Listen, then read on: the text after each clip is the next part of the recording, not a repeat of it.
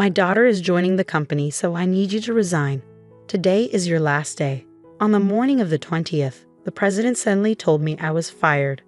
I was shocked and didn't know what to say. The 20th was the day we paid our suppliers.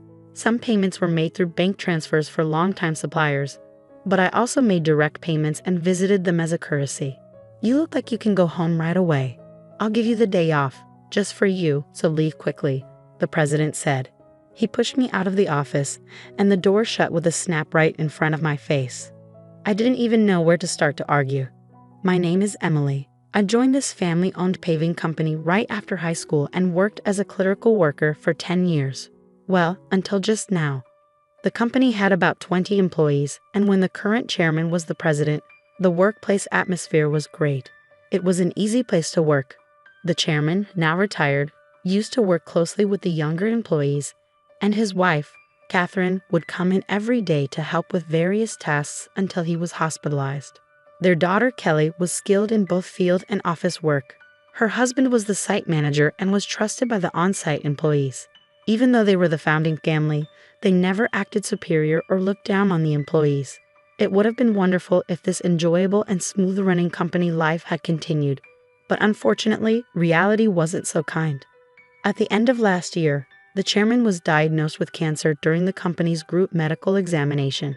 He decided to retire as president and appointed Kelly's husband, the site manager, as the next president. Both the employees and I unanimously agreed. We all thought the chairman should focus on his treatment and wish for his long life. However, suddenly, the chairman's eldest son, Tom, appeared with his family. I didn't know where he heard the news from. It turns out the chairman had another child besides Kelly.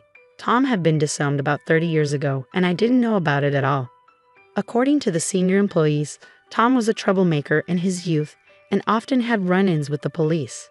Whenever he caused problems, the chairman and Catherine would go and apologize. After dropping out of high school, he got involved in multi-level marketing and fraudulent activities, which finally led the chairman to disown him. Despite being out of touch for a long time, Tom suddenly appeared one day, pleading with his father, "Dad, I've realized my mistakes. Please forgive me." I was shocked to witness this in our small company, where the president's office and clerical room were one and the same. Tom expressed a desire to reconcile and work in the company, but his past made it hard to believe his sincerity after being disowned.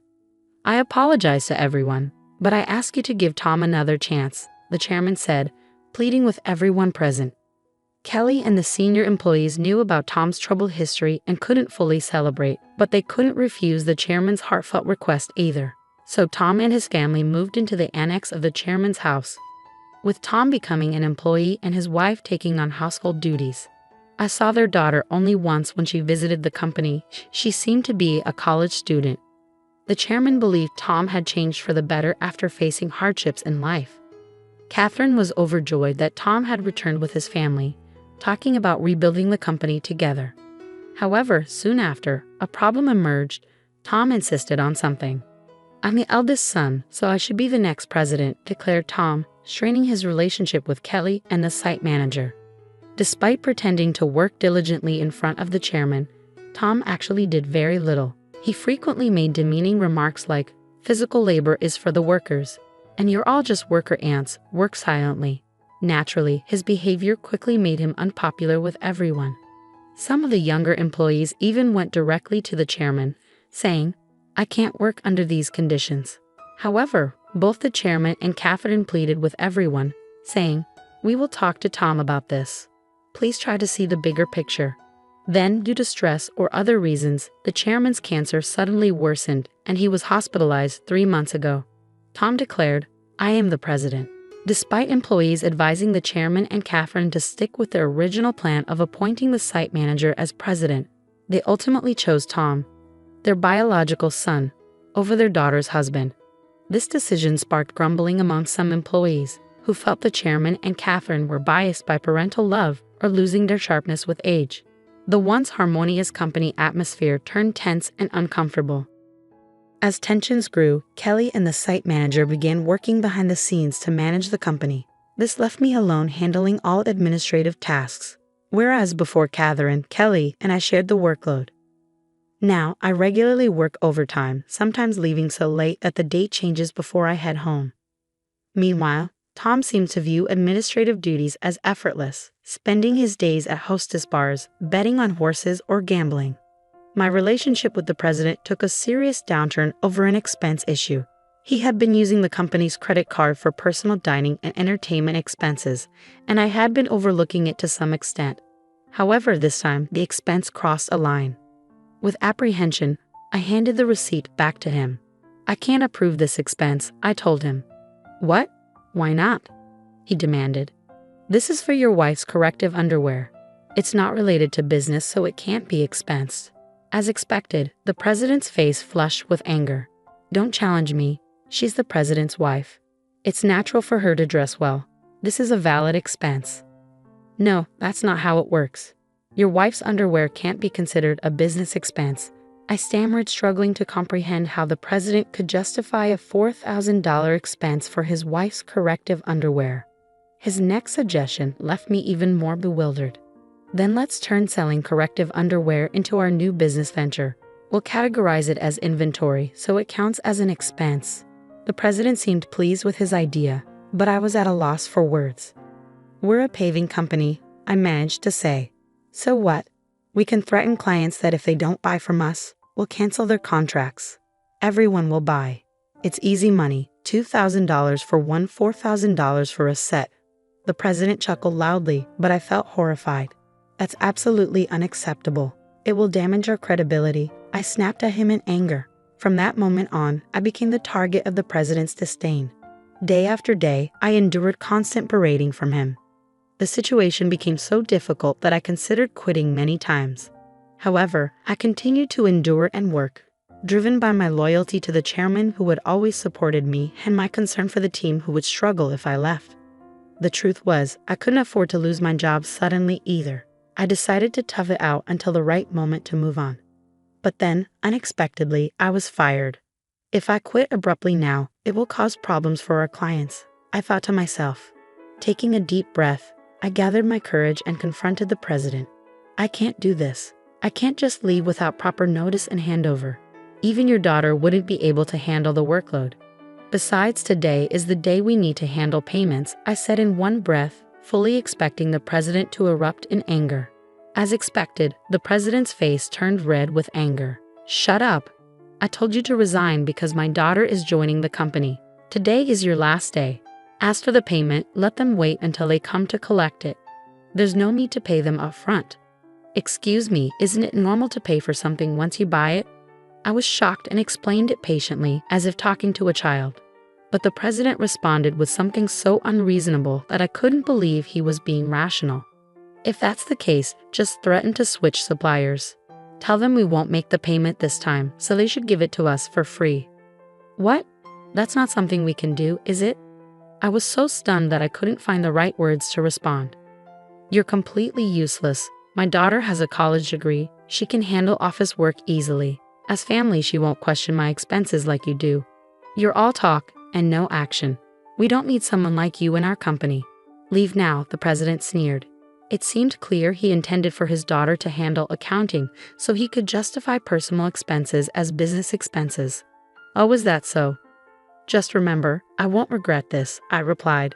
Words were futile at this point. My patience had worn thin. I quickly gathered my belongings and left the company, feeling sorry for our clients. I called Kelly, despite knowing Catherine and Kelly were busy with the chairman. This was urgent. I explained everything and trusted the rest to Kelly. Once I left the company, I suddenly found myself with nothing to do. Being fired without notice clearly violated labor standards laws.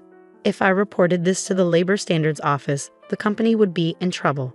Since our company was part of the middle company payment system, I could claim my severance pay and 1 month's salary. This system supports small and medium-sized enterprises that can't afford severance pay on their own. I didn't need to rush because I could apply within 5 years from my retirement date, and the Labor Standards Office had a 2-year statute of limitations. With my professional habits, I planned out the necessary procedures and timeline for retirement. I decided I could take it easy for at least a week. Lately, I had been working overtime and weekends nonstop, leaving no time for myself at home. There were many places I wanted to visit once I settled down, so I chose to go on a day trip to the beach for a refreshing break. After enjoying myself at the beach, I checked my phone in the locker and found several missed calls, emails, and voicemails. Among them, Kelly's email caught my attention. It said, "The payment process went smoothly. Everything is in order." I felt relieved. Despite the abruptness of my dismissal by the president, I couldn't shake the guilt of leaving my job in anger. Next, I listened to the voicemail from the company. It was the panicked voice of the president saying, "Hey, what's going on? They're saying I'm not the real president. Did you know about this? Explain yourself." After chuckling at his realization, I continued to check my emails and voicemails. Among them was a message from the chairman, so I promptly headed to the hospital. Arriving at the hospital room that evening, I found Catherine and the president already there. As soon as the chairman saw me, he greeted me from his bed. "Emily, I'm truly sorry for my foolish son." "Hey, what's going on? I'm not the official president. Explain yourself." Tom shouted arrogantly, clearly not understanding the situation. The chairman quickly silenced him with a stern command. "Quiet down." It turned out that right after I had called Kelly, she promptly informed the chairman and Catherine. Upon receiving the news, the chairman immediately contacted Tom, who was acting as president, and asked, "Do you really not know anything? So what's the truth?" I calmly explained to the president, who was still shouting in confusion. "Essentially, Tom, you didn't have any legal authority. Your role as president was just a title. It might seem confusing, but in business terms, president is a position within the company and doesn't hold legal standing like a representative director does. The representative director is the one legally responsible for the company's actions externally. It's a different and more formal role that requires specific legal procedures to change." I continued, "While the title of president can be changed informally within the company, altering the representative director involves complex legal processes. That's why your position didn't carry the legal weight you assumed it did." 3 months ago, when Tom was appointed president, there was strong opposition from Kelly, the site manager, and veteran employees. That's when I proposed a strategy. Tom would be a figurehead president while the chairman remained the legally responsible representative director. As someone familiar with company procedures and laws, I knew the complexities involved. Under my plan, if Tom showed genuine dedication and won over all employees, then we would initiate the legal process to formalize his presidency. However, if Tom failed to prove himself fit for the role, the backup plan was to either remove him or even consider closing the company, while Kelly and the site manager prepared to launch a new venture. Kelly doubted Tom's ability to change. The chairman and Catherine continued to believe in Tom until he unfairly dismissed me, which seemed to awaken them to his shortcomings. "If you want to be a leader, learn and take care of your employees. I've told you this many times," the chairman emphasized. Tom retorted, "It's not a big deal, right? Can't we just handle the procedures now?" "No, it's not possible," the chairman explained. "Our company offers stocks to employees who want them, and many of them own shares. Emily owns 10%, making her a major shareholder. We can't disregard her views, and other shareholders won't support you either." As the president began to understand the gravity of the situation, his face paled. "What? I don't have any shares." "None. I plan to pass on my shares to you once you prove yourself as president. I'm deeply disappointed in you. Were you only interested in my wealth, thinking I didn't have much time left?" The chairman slumped in despair, and Catherine remained silent, visibly upset. Defiantly, the president responded, "Well, I'm the eldest son. What's wrong with taking what's rightfully mine? The company belongs to me. I can't forgive you anymore. The chairman bears full responsibility as the representative director of this company. Moreover, I'm a shareholder. I have the right to call for a shareholders' meeting and propose your removal," I asserted firmly. The president's face drained of color as he grasped the implication of removal. "You mean I could be fired? Dan, you were just a clerk." "Tom, Emily is right. At this point, no one will support you. Emily was the only one who spoke up to give you a chance," Catherine interjected. Then Catherine turned to me. "Emily, I owe you a sincere apology. I regret causing you trouble because of my love for my son. Please tell me what you'd like to do." I confronted the president directly.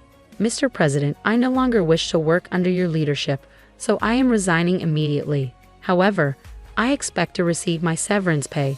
along with 1 month's salary, including unpaid overtime and holiday pay. As a shareholder, I will also take action through the Labor Standards Office to remove anyone who is detrimental to the company. I spoke calmly, and as I did, the president's complexion shifted from pale to completely white. Continuing, I informed them how Kelly had been actively visiting clients and successfully promoting our new company. Many clients had already decided to switch from our current company to the new one, and most of our employees were planning to follow suit. "That's impossible. I'll sue you," the president threatened, his voice cracking. But the chairman intervened firmly. "I am the representative director. You have no such authority." The president collapsed to his knees, and I felt a mix of emotions: regret, disappointment, and a sense of closure. "Mr. President, it's unfortunate it had to end this way. If you had changed your approach upon returning, things might have been different. There were ample opportunities for understanding if you had made efforts to learn and adapt." Ultimately, it was the president himself who squandered those chances, a classic case of reaping what one sows. In the aftermath, the chairman decided to shut down the company, leaving Tom unemployed. The president's wife attempted to sell corrective underwear, but it didn't succeed. They faced legal issues for aggressive sales tactics and were eventually arrested for involvement in a pyramid scheme. When Kelly returned to her parents' home, she found boxes of unsold underwear left behind. As for the daughter, she found employment elsewhere, although the specifics are unknown. I now work happily at Kelly's and the site manager's new company. I cherish my relationships with others and strive to live authentically each day.